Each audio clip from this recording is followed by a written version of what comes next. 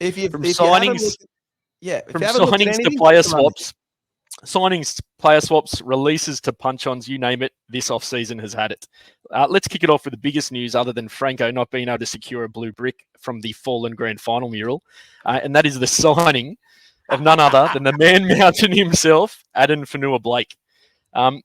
To be honest, when his name started gaining traction in the socials as a potential signing, I didn't think much of it. I didn't think we were a chance. And then he was granted the release by the Wars for the 2025 season. Then things just started to fall in place and align, i.e. Matt Moylan's departure, which had fans around the Shire very excited, by one of his biggest advocates in our host, David Balderman. I love Matt Moylan. He was so good. He should have been better. Oh, please, Fitzy should have got the hook out a lot sooner. Anyway, then there was the release of Connor Tracy and the player swap with youngster Michael Gabriel from the Bulldogs, which left fans around the Shire seething, given how strong Tracy was in that fullback position, covering Will Kennedy at the latter end of last season.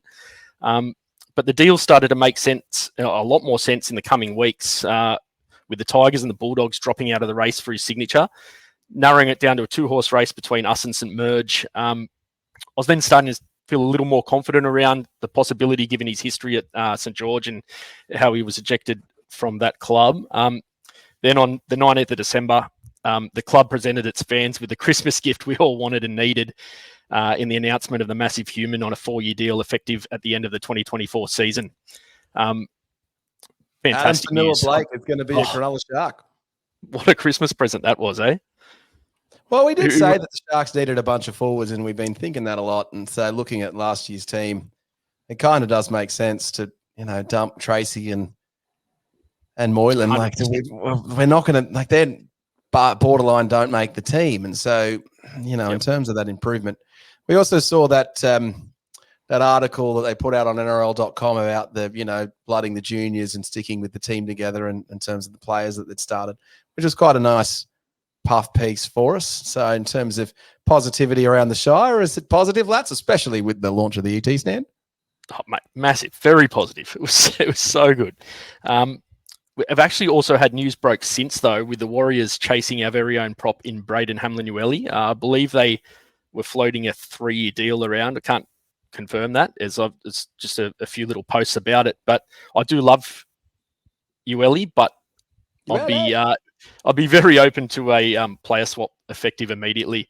And there's also been the services of Terrell May floated around to a few Sydney clubs, with us being one of them, which from Chris Kelly's second favourite club, the Sydney Roosters, which I think would be a nice little addition to our forward pack and give us a bit more depth. Love it how you say that while Kelly's not here to defend himself. That's when I get my low blows in. Kelly's off appearing on a Sydney Roosters podcast as we speak, actually. 100%. Just to duck out and go jump into that one. His other appointments. In other seasons' news, we've acquired the services of Billy Burns from the Dragons on a quite a cheap contract, which is like a lower pay grade contract. News also broke in the off-season of Cronulla's favourite son, Paul Gallen, being involved in a melee down in the Shoalhaven, which turned out to be nothing of significance. And if you're stupid enough to try and punch on with Paul Gallen, then you deserve to be knocked out, to be honest. Didn't you do that once? Mate, what goes on at Fusion stays at Fusion.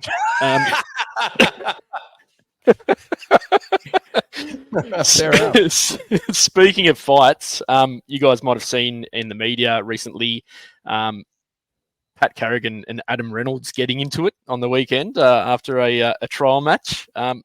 In what world do Brisbane think it is a good idea to let their players go out drinking in public on the eve of their season opener, where they've got to fly, in a week or so to Las Vegas? But if they get charged, they don't go. There's no way. And it is not like they're fringe players. They are the heart and soul of the team. On a side point, they've had issues getting visas, so not all players may be able to go. And this is a huge complicating factor. 100%. Yeah, there's actually an Australians travelling to America and living in America group. And so that I'm obviously in, because I used to live in New York. And they are just absolutely taunting the rugby league players for their inability to get the different visas, and so they're having a good chuckle at their just ability, at their absolute hopelessness. All right, anything else from the socials, lads? Yeah, mate. Oh goodness, it was an off season. It was very much a big off season. In exciting news, In exciting news this afternoon, Sharks have announced a new partnership with Quest Apartment Hotels as major sponsor of the Sharks NRLW team and back of short sponsor for our NRL team for the 2024-2025 season. So welcome aboard, Quest, and thank you for your services. Williams, it's a lot to unpack there, mate. What do you make of the off-season? It's been a good one, I think. Fanua Blake's awesome. The Moylan one was a bit of a surprise. We thought it looked like it might happen with Catalans, fell over. Same too with Tracy, been on the way out the door for the last year or so, even longer. But then when both those happened, then Fanua Blake was announced on the 19th of December. Huge surprise. Awesome news. Agree, Hamlin Willie, awesome service for the club, but has been a bit injury prone. I'd like to see him have a big year here.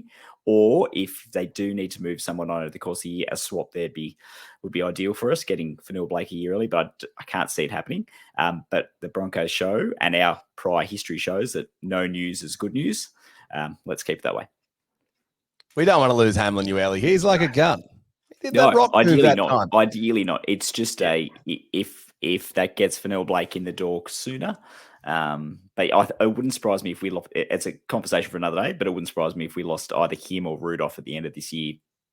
Rudolph's come out and had the news Rudolph's article. Resigned. Oh, sorry, Rudolph has re-signed. But he also came out saying that he'd quit alcohol and he's sick of having an injured toe. So he seems pretty pumped up for this season. He's really pumped. He's not as young as you think, Rudolph.